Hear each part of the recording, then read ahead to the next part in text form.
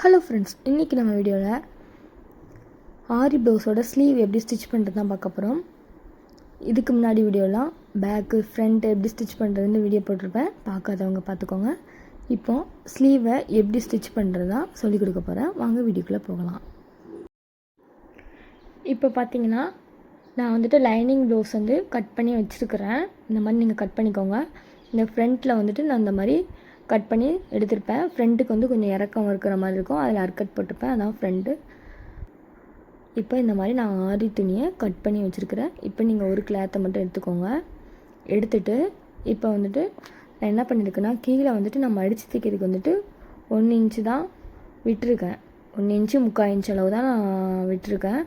So நான் பார்டருக்கு மேலே தான் எனக்கு ஆரி போடணுன்ட்டு நான் அதுக்கு மேலே தான் போட்டிருக்கேன்.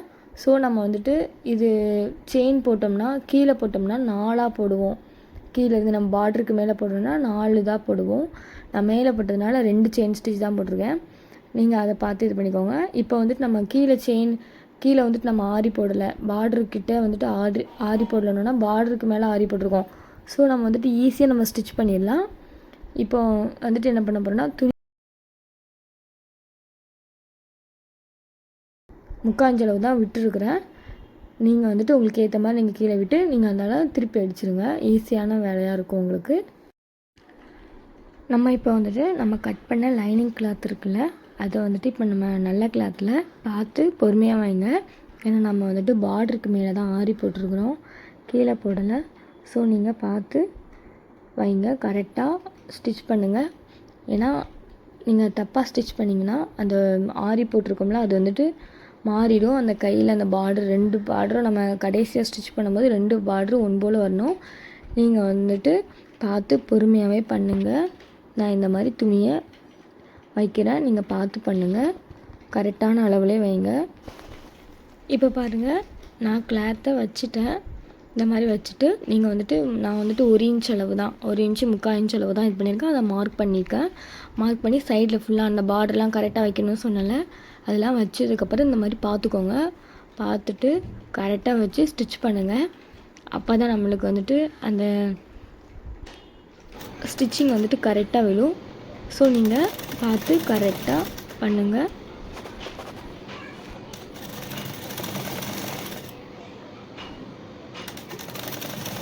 நீங்கள் கீழே எவ்வளோ துணி விடுறீங்களோ அதுக்கேற்ற மாதிரி நீங்கள் இந்த மாதிரி நான் ஒரு சாப்பீஸை வச்சு இந்த மாதிரி மார்க் பண்ணியிருக்கேன். நீங்கள் அந்த மாதிரி மார்க் பண்ணிக்கோங்க. அப்போ தான் உங்களுக்கு கரெக்டாக இருக்கும். நான் இப்போ ஸ்டிச் பண்ணிவிட்டேன். ஸ்டிச் பண்ணிவிட்டு நம்ம சைடில் பின் பண்ணியிருக்கிற பின் ஊசியெல்லாம் எடுத்துக்கோங்க. எடுத்துகிட்டு இப்போ நீங்கள் இந்த மாதிரி திருப்பிக்கோங்க. இப்போ பாருங்கள் இவ்வளோ அழகாக ஸ்டிச் பண்ணியிருக்கோண்டு. இப்போ இதில் நம்ம படிமான தையல் மாதிரி போட போகிறோம். அப்போ தான் நமக்கு திருப்பதுக்கு கரெக்டாக இருக்கும்.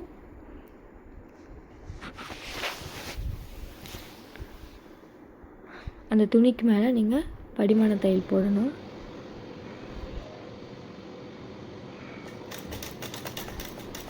நான் ரொம்ப பொறுமையாக தான் ஸ்டிச் பண்ணுறேன்.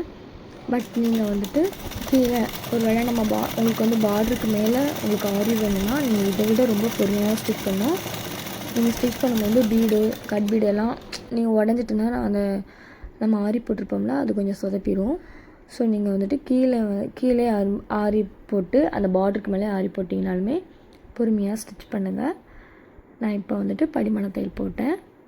இப்போ அந்த துணியை நம்ம உள்பக்கமாக திருப்பிக்கலாம். இந்த மாதிரி திருப்பிக்கோங்க.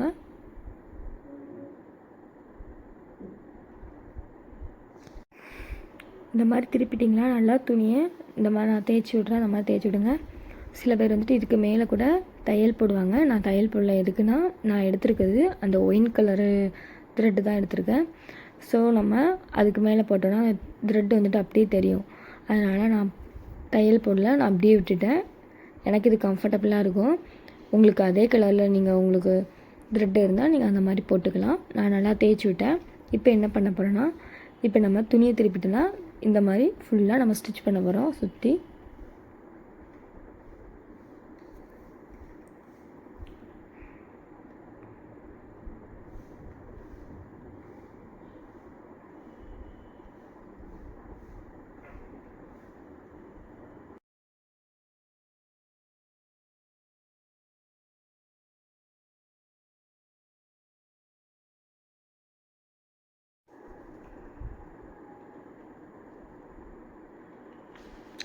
நீங்கள் வந்துட்டு ஒவ்வொரு தடவையும் நீங்கள் இந்த மாதிரி லைட்டாக அந்த துணியை வந்து லைட்டாக தேய்ச்சி விட்டு இது பண்ணுங்கள். ஏன்னா அந்த லைனிங் கிளாத் வந்து மடங்கிடக்கூடாது. ஸோ அதனால் நான் இந்த மாதிரி பண்ணுறேன். நீங்களும் இந்த மாதிரி பண்ணுங்கள். அதே மாதிரி ஊசி திருப்பும் போது பாருங்கள், அந்த ஊசியை மேலே எடுக்காமல் அப்படியே இருந்த மாதிரியே நீங்கள் ஸ்டிச் பண்ணுங்கள். அப்படியே திருப்பிக்கோங்க துணியை. இப்போ பாருங்கள், நான் இப்படியே சுற்றிட்டேன். இப்போ ஊசி இந்த மாதிரி கீழே இருக்கிற மாதிரி வச்சு அதனால திருப்பிக்கோங்க. அப்போ தான் அந்த கிளாத் வந்து நகராமல் இருக்கும். நான் இப்போ இதை ஸ்டிச் பண்ணிட்டேன். ஸ்டிச் பண்ணிவிட்டு துணியை வெளில எடுத்துடுங்க. எடுத்துகிட்டு சைடில் இருக்கிற எக்ஸஸ் பீஸ்லாம் கட் பண்ணி எடுத்துக்கோங்க.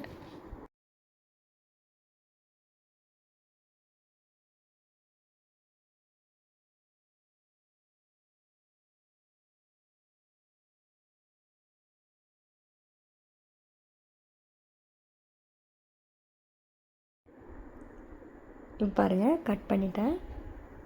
இப்போ பாருங்கள், ஃபுல்லாக நான் ஸ்டிச் பண்ணி முடிச்சிட்டேன். இப்போ எவ்வளோ அழகாக இருக்குன்ட்டு பாருங்கள். இதுதான் ஸ்லீவு. நான் வந்துட்டு லென்த்து 7.5 தான் வச்சுருக்கிறேன் லென்த்து. நான் ரொம்பலாம் அதிகமாக வைக்கல. பார்க்க எவ்வளோ அழகாக இருக்குன்ட்டு பாருங்கள். நான் 2 ஸ்லீவும் ஸ்டிச் பண்ணிட்டேன். எப்படி இருக்குன்ட்டு கீழே கமெண்ட் பண்ணுங்கள். இதான் ப்ளவுஸோட ஃபைனல் லுக். எப்படி இருக்குன்னு கீழே கமெண்ட் பண்ணுங்கள். கட் பீடு, ஜர்தோசி, அதுக்கப்புறம் சுகர் பீடு எல்லாமே யூஸ் பண்ணி தான் இந்த ப்ளவுஸ் ஸ்டிச் பண்ணேன். எப்படி இருக்குன்ட்டு கீழே கமெண்ட் பண்ணுங்கள்.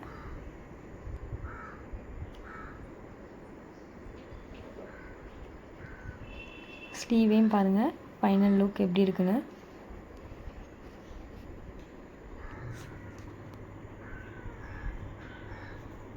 ஃப்ரண்ட்டில் வந்துட்டு நான் பிரின்சஸ் கட் வச்சு ஸ்டிச் பண்ணியிருக்கேன்.